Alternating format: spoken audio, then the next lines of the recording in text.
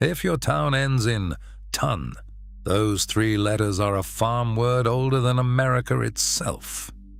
If it ends in ville, your town speaks 18th century French, and the first one was a thank you note to a king. Today we decode the 12 endings that built the American map, and at number 1, the oldest word your town might be carrying.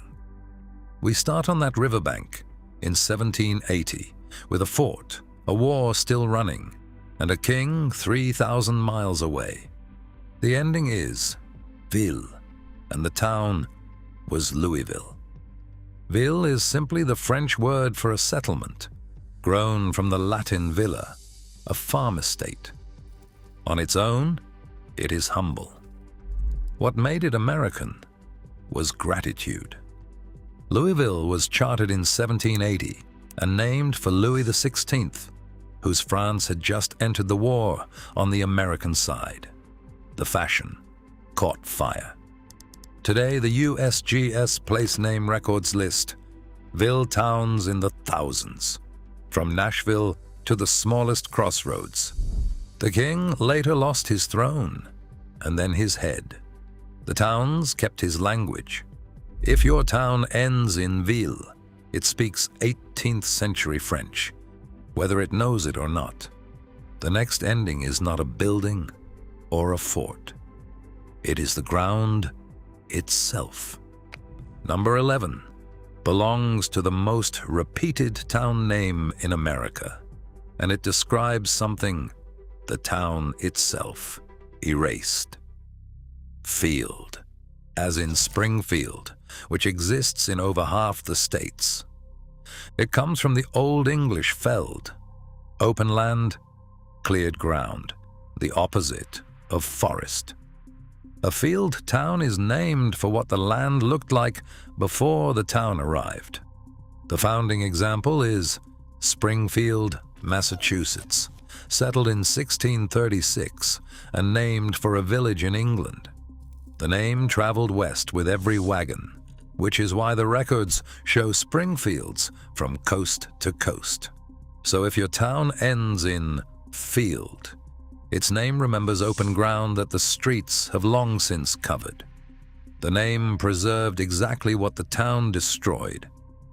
Number 10 faces the other way, entirely. Not inland, but out to sea. Number 10 is a promise about money, made in a town's own name. Port, from the Latin portus, a harbor. A port is not just a place by the water. It is a door, a place where goods and ships and fortunes come through.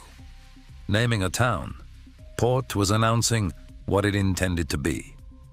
Newport, Rhode Island, carries the pattern back to 1639, and the records fill in Bridgeports and Shreveports and Gulf ports wherever water met trade, which makes every port town a business plan, preserved in letters.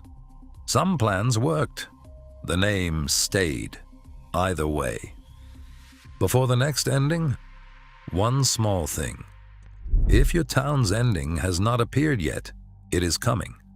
And decoding the map like this is exactly what this channel does. Subscribing takes 1 second, and number 1 is an ending so ordinary that its real age will genuinely surprise you.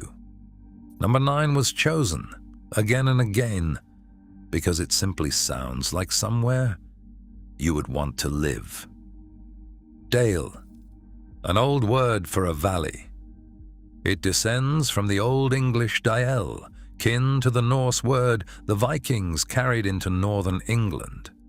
Low, sheltered ground between hills. In America, the ending outgrew geography. Scarsdale, Riverdale, Glendale. Developers of the 1800s and 1900s reached for Dale even on flat ground because the word itself promised green calm. So Dale marks 2 eras at once. The old ones name real valleys. The newer ones name a feeling. Either way, the ending was chosen to make you exhale. The next one was chosen to do the opposite, It was chosen to impress. Number 8. Put ancient Greece on the American frontier on purpose. Polis, the Greek word for city. This is the polis of Athens, the word behind politics and metropolis. Attaching it to a frontier settlement was a claim. We are not a camp, we are a civilization. Annapolis took the ending in the 1690s for Queen Anne. Indianapolis was coined in 1821, literally Indiana plus polis, and Minneapolis is a hybrid. MNI, the Dakota word for water, joined to the Greek. The state records preserve the debates over these names. They were built deliberately, letter by letter. So polis towns are the most self-conscious names on the map. Greek columns drawn on prairie mud. Remember that idea of a name as pure ambition. Number 1 is its exact opposite, and that contrast is where this list is heading. Number 7 has lost most of its letters over the centuries, and all of its walls. Borough and its longer forms, borough and burg. Behind all of them stands the Old English burh, a fortified place. In England, it grew into borough, a chartered town. In America, it shrank on the signposts to 4 letters. Greensboro, North Carolina, shows the pattern, named in 1808 for General Nathaniel Greene of the Revolution. The fortification is long gone from the meaning. The civic pride stayed. If your town ends in borough, its name once meant safety behind walls, and then it came to mean something better. A town official enough to charter. Number 6 is about getting across. Number 6 marks the exact spot where a problem got solved. Ford, a river crossing, shallow enough to walk. Before bridges were everywhere, a ford was infrastructure.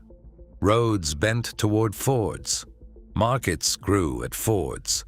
A town at a ford existed because of the ford. Hartford, Connecticut carries an English original. Hartford, across the ocean in the 1630s, and the pattern repeats through Rockfords and Oxfords wherever a crossing gathered a settlement. So a ford name is a map instruction that outlived its purpose.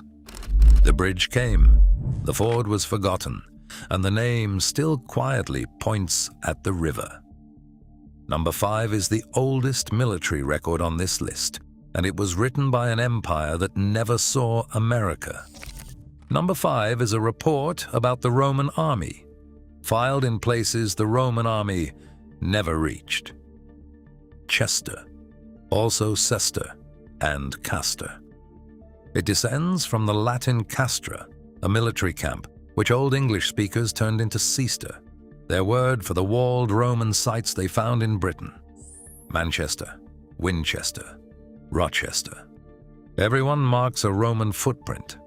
English settlers then carried the fort words across the Atlantic whole. Chester, Pennsylvania.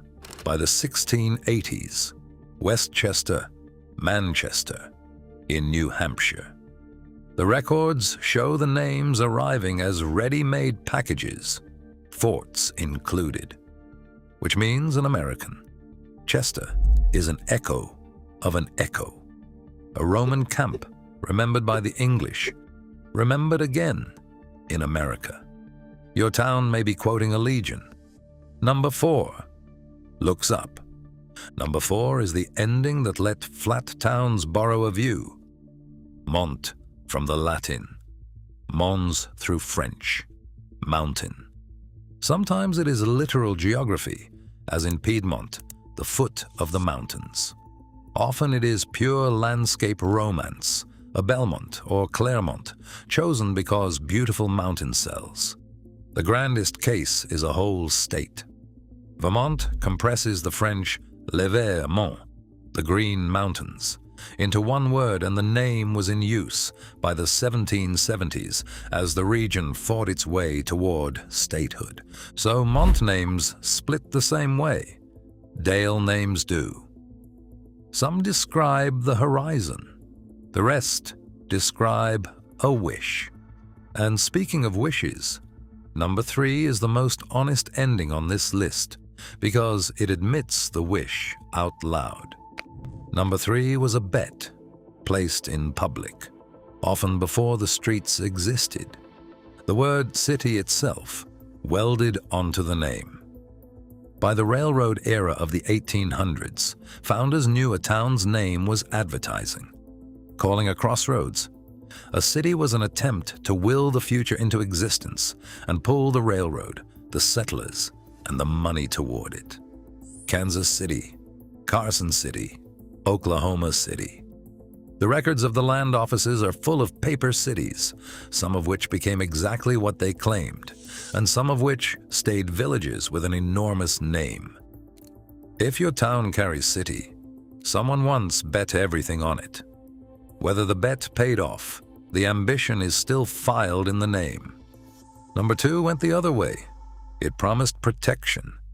Number 2 is the sound of walls in a country that mostly never built them. Burg, the Germanic word for a fortress. It is the continental cousin of borough, carried by 2 streams at once, English colonial naming and the German settlers who filled Pennsylvania and the valleys beyond. The founding example really was a fort.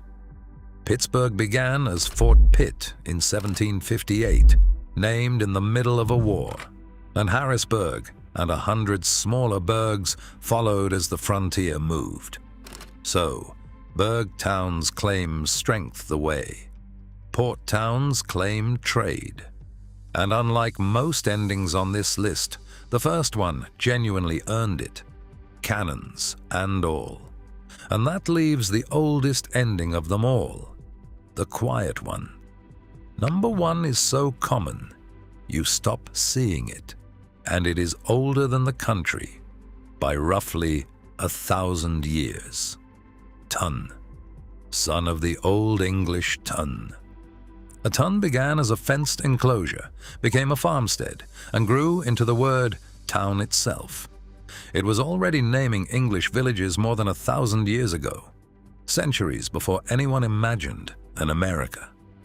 It crossed the ocean in the very first ships. Boston, named in 1630 for a town in Lincolnshire, whose own name compresses St. Botolph's Ton. From there, the records show, Ton attaching itself to more American places than any grand ending ever managed. So while polis reached for Athens and city reached for the future, the ending that actually won the American map is a small Anglo-Saxon farm fence. If your town ends in ton, its last 3 letters are 1,000 years older than the United States. 12 endings, and behind them, the whole story of how America named itself. French gratitude, Greek ambition, Roman echoes, and one small English farm word that quietly beat them all. If you stayed to the end, you are exactly who this channel is made for. Next time we decode what every single state name actually means. All 50, and at least 10 of them, do not mean what you were taught. And one more thing. If it is names themselves that pull you in, there is a channel that does for surnames exactly what we just did for your town. It is called Named by History, and it decodes what your last name means, record by record. If places are your thing, you are already in the right seat. Every place was named by history.